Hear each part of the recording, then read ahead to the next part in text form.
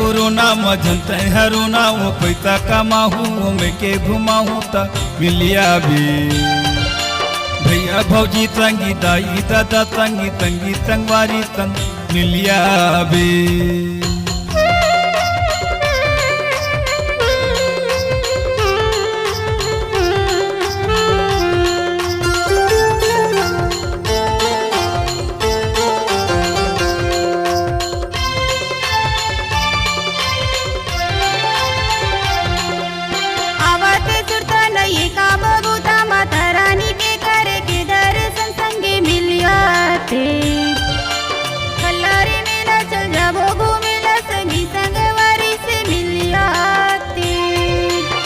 तन मजबूरी है जाना जरूरी है गर्मी भागन देना ठंडी आवन देना मिलिया भी भैया भौजी संगी दाई दादा संगी संगी संगवारी संग मिलिया बे।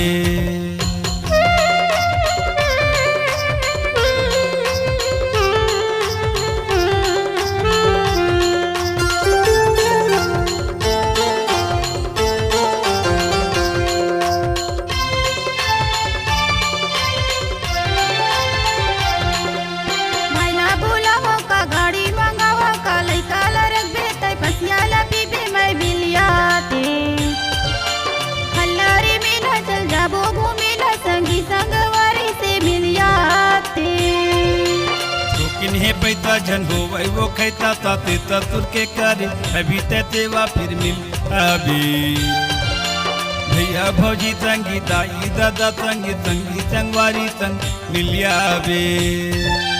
हल्लारी मिला चल जाबो घूमेला संगी संगवारी से मिलिया ते भैया भौजी संगी दाई दादा संगी संगी संगवारी संग मिलिया बे।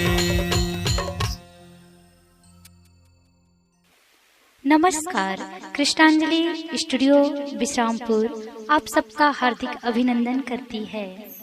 छत्तीसगढ़ी गीत, हिंदी ट्रैक या विज्ञापन रिकॉर्डिंग हेतु संपर्क करें श्री सुरेंद्र निषाद जी, विश्रामपुर। Mobile number 8602425400। धन्यवाद।